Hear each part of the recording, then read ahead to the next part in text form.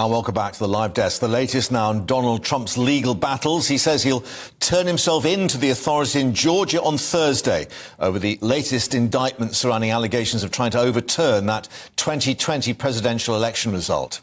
Writing on his Truth Social platform, the former US president says he's going to Atlanta to be arrested, but calling the campaign a witch hunt, a narrative he has tried to establish to paint himself as a political victim. Well, let's speak now to Scott Lucas, Professor of US and International Politics. Thank you very much indeed for joining us. It is a narrative that seems to be successful, looking at least at the national polling. Trump on 54.4%, DeSantis back at 19.9%. Oh, well, certainly that's Trump's tactics for you and the rest of the media to say, oh, this legal process is just making me stronger. I mean, one quick fact, which is since the indictments came out in Washington and in Georgia, Trump has slipped in the polling in the first Republican contest, which will be in Iowa next January. He still has a lead. He still has more than 40% of those who have been surveyed, but that is down from about 55%. And there's still quite a way to go in these next 6 months over not just one, but 4 legal cases with more than 90 felony charges against Trump. So no, I think I prefer to talk about the facts and strip away his all caps rhetoric, including his threats against anybody who, quote, comes against him. Look at what he's facing in Atlanta, 13 charges, including racketeering and false statements. The racketeering charge, of course, something that was introduced by a certain Rudy Giuliani all those years ago. I see what you did there, because, of course, Rudy Giuliani, who was Trump's lawyers during the attempt to overturn the 2020 election, is one of 18 co-defendants alongside Trump. Another co-defendant is former White House Chief of Staff, Mark Meadows. These are very serious charges. They may not get the same headlines that the federal charges from last month got, but each of those charges can carry up to 20 years in prison.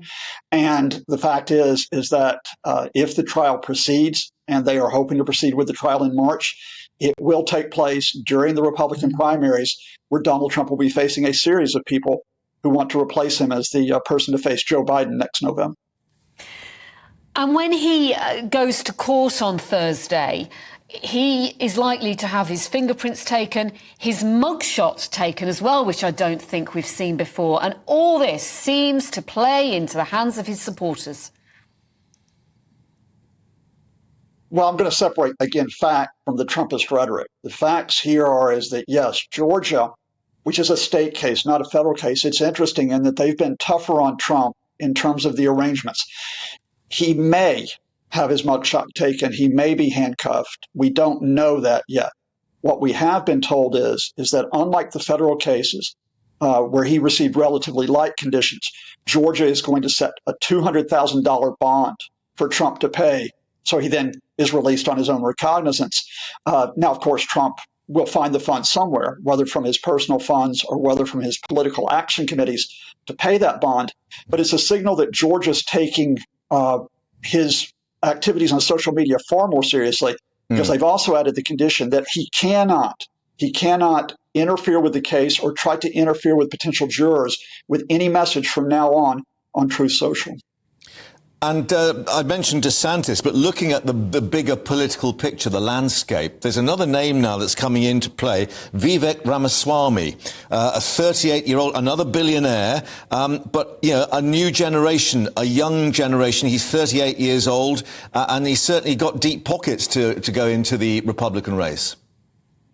Yeah, and I think this is interesting, because we started this interview by talking about Trump's tactics, which is don't talk about anything else except me. You've noted Vivek Ramaswamy, who's rising in the national polls. You could also talk not only about the former Vice President, Mike Pence, or the former UN Ambassador, Nikki Haley, but interestingly, the person who is rising in the Iowa polls, that first Republican contest, is the first black candidate, major black candidate for the Republican nomination, and that's a senator named Tim Scott out of South Carolina. It will be interesting in this debate, which is taking place, the first Republican debate, which is scheduled for tomorrow night. Do the media actually cover all the candidates and all the issues, or do they get led by the nose by Trump, who won't be at the debate, to talk only about him? Yeah, because I think he's booked himself in with Tucker Carlson, former Fox anchorman, of course, to actually have a one-to-one interview. So he's playing a bit of a game on that score as well. Well, absolutely. And the idea is that if I have the good fortune to talk to you folks on Thursday, that we don't talk about the Republican debate. We don't talk about issues like women's rights, LGBT rights, immigration, education, the economy, foreign policy. We talk about Trump and Tucker. A guy, by the way, who was too extreme even for Fox and wound up getting fired. So, that's just sort of set up this sort of parallel universe we've had in American politics for several years, which is on the one hand, trying to talk about facts, talk about the system, talk about the issues, versus the parallel universe where Donald Trump tries to turn this into a spectacle where he and his friend Tucker get to be the ringmasters. Well, Scott, thanks for joining us and taking on a trip through that parallel universe. Thanks very much indeed for joining us once more.